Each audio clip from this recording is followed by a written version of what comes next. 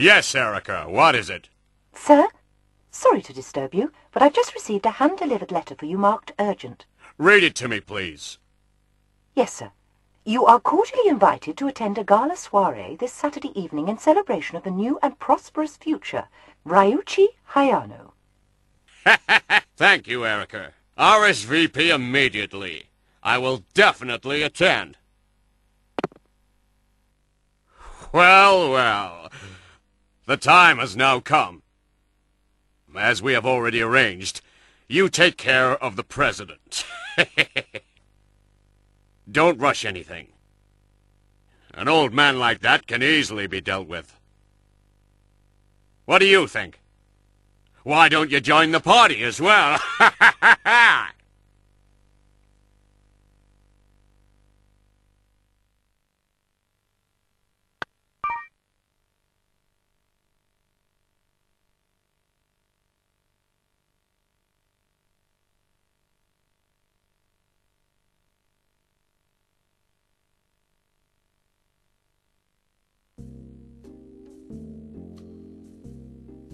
I helped Akano escape. I'm Kim Hosaka, but please, just call me Hosaka. Hosaka? And who exactly are you? I just told you, I'm Hosaka. Kim Hosaka. Weren't you listening? I didn't mean that. I didn't think you would do such a thing. What do you know? Well, I do know a certain amount.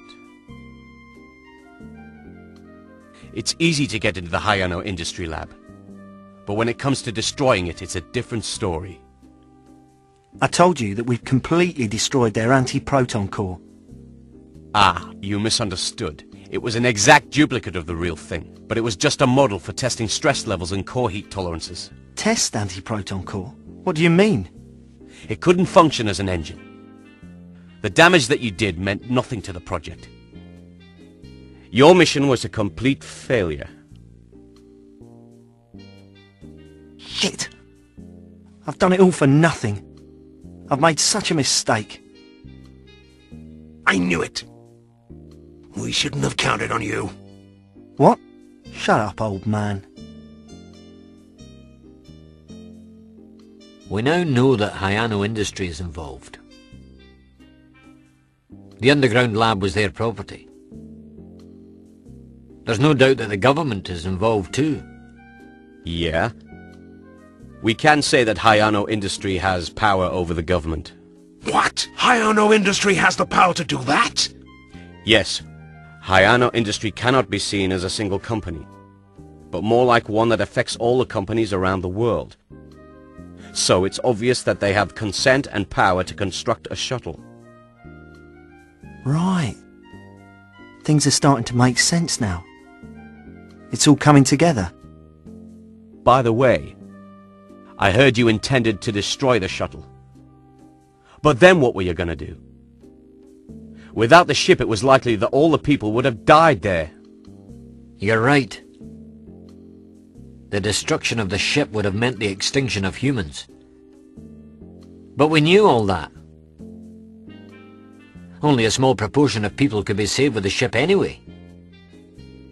The rest would all have died when the air cooling system came to its end. There's only 10 years left before this would inevitably happen. Unless we have another plan. That's why I'm not happy with what you guys are planning to do. Well, you seem to know more than we do. Do you have a plan? Yes, I do. Another plan which would save the whole population. What? Go on then. Tell us your other plan. This new plan of mine would save everyone's life. Everyone could be saved? How? In 10 years' time, the air cooling system won't be able to cool down the Earth anymore, and people would die. But if we can change that, so that the air cooling system won't come to an end, the problem would be solved. Really? What exactly do you mean? Stop telling us bullshit! Have you ever heard of such a thing called hull drive?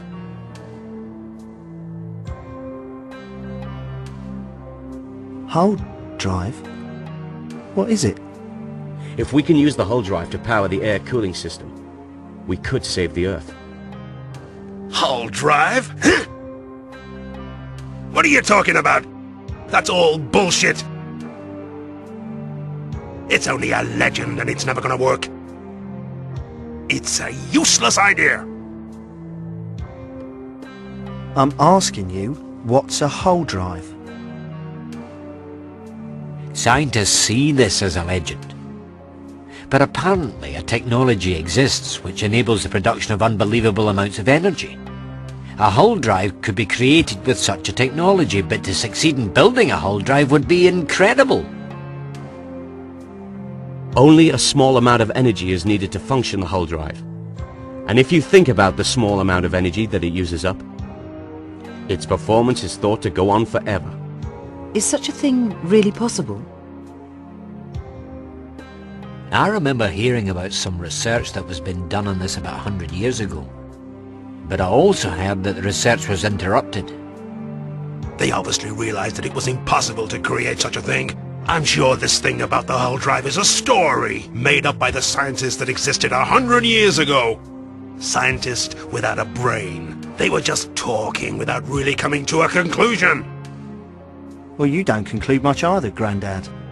What? Shut up! You're wrong. The hull drive is not a legend, and I'm sure it exists somewhere. What exactly do you know? Come on, tell us.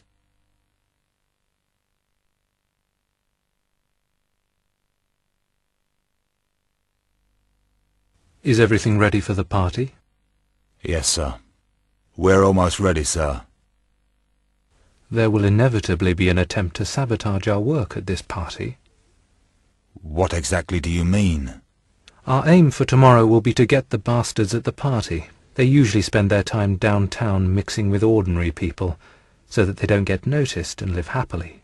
If they continue to bomb our construction sites in the name of environmentalism, they're going to unearth Meridian. But I have plans for them all.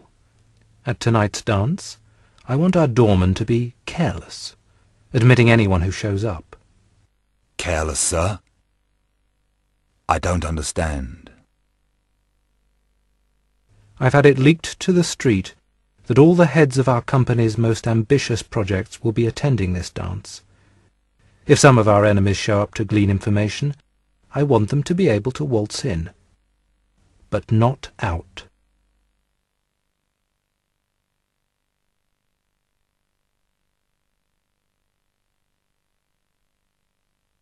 The hull drive is not a legend. It was already completed 100 years ago. What?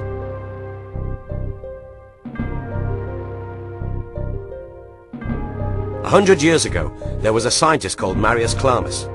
You may have heard of her. She was known as Dr. Hull. She pioneered the work on the hull drive. The research was very nearly completed, when suddenly, Marius inexplicably disappeared.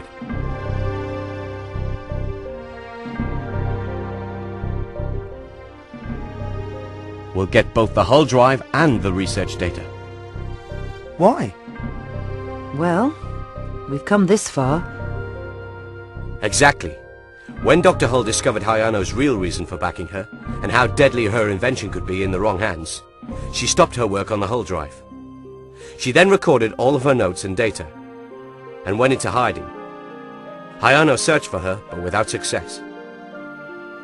No one has seen or heard from her in 50 years. But I've located it all. I know where it is and how to get it. And what happened to her? Unfortunately, we don't know what happened to her after that. Really? All this occurred 100 years ago, when Marius was about 50 years old. So it's obvious that she's passed away by now. The research seems to have continued. However, she was the only one who could finish the hull drive. So both Marius and the hull drive have become a legend. Marius was such an incredible woman, wasn't she? But this means we basically can't do anything. No, it's too early to give up. The unfinished hull drive must exist somewhere. The hull drive that Marius produced and left nearly completed must be somewhere.